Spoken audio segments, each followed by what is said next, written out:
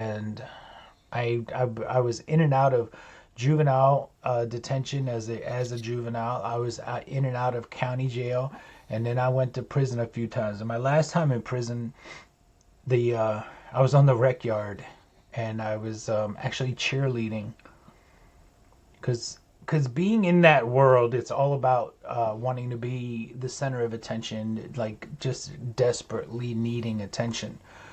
And I just I remember looking over and seeing this correctional officer. He was just sitting there shaking his head, and he walked over. He says, "Hey, you, what's your name?" And I said, "Paige." And he's like, "No, that's a girl's name. What's the name your mama gave you?" And I just looked at him and I was like, "David." And he was like, "Well, David." He says, "Do you know God didn't create you to be this way?" And I looked at him and I was offended, right? I was offended. I was angry. I was hurt. And I said, "Of course he did. Look at me. I do this well." And he says, "No." He says, he didn't even,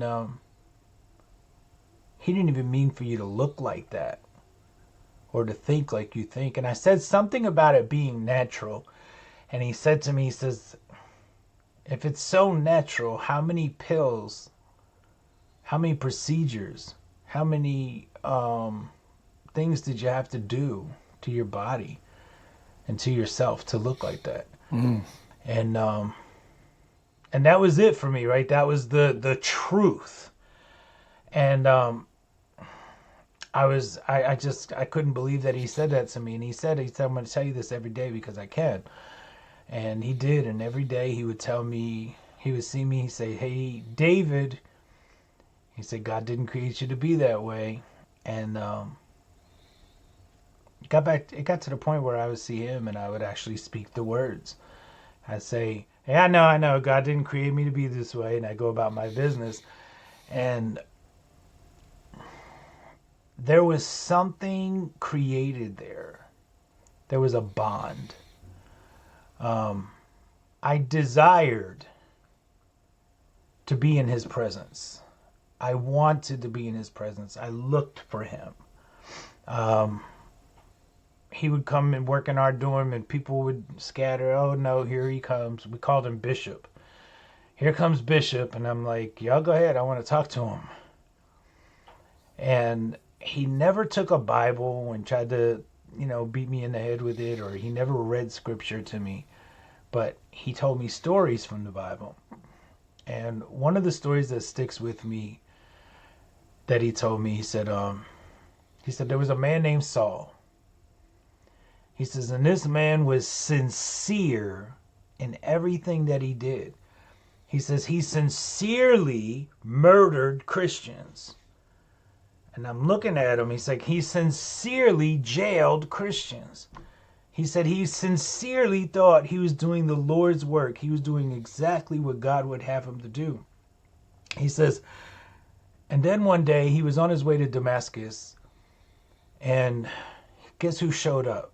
I said, "Who?" He said, "Jesus." He says, and Jesus showed up, literally knocked him off his high horse, blinded him so he could see.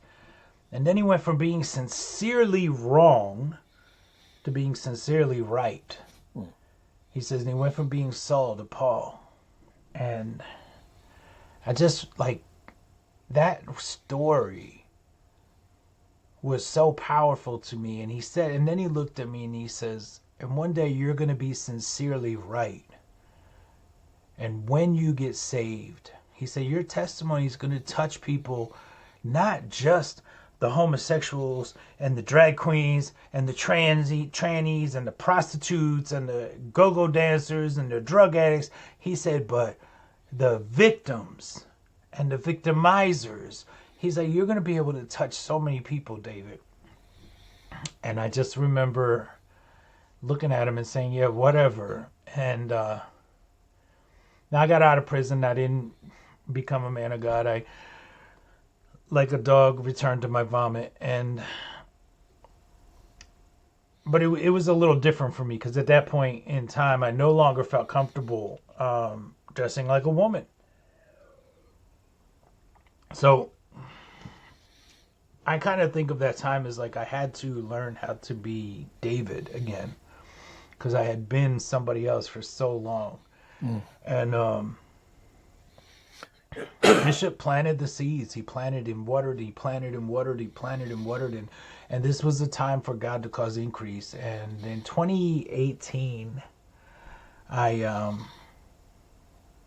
I was stricken down with osteoporosis. Now, mind you, so I started wrong sex hormones at age 14. By age 15, I was a mental wreck. I had anxiety, depression. I was manic. I was on the verge of a breakdown every day. And that's what these drugs do. Puberty blockers and wrong sex hormones are psychotropic drugs that alter brain function and brain structure and brain development. And by age 20, I was sterilized. I was sterile. By age 25, I had osteopenia. By age 30, I had osteoporosis, commonly known as an elderly woman's disease.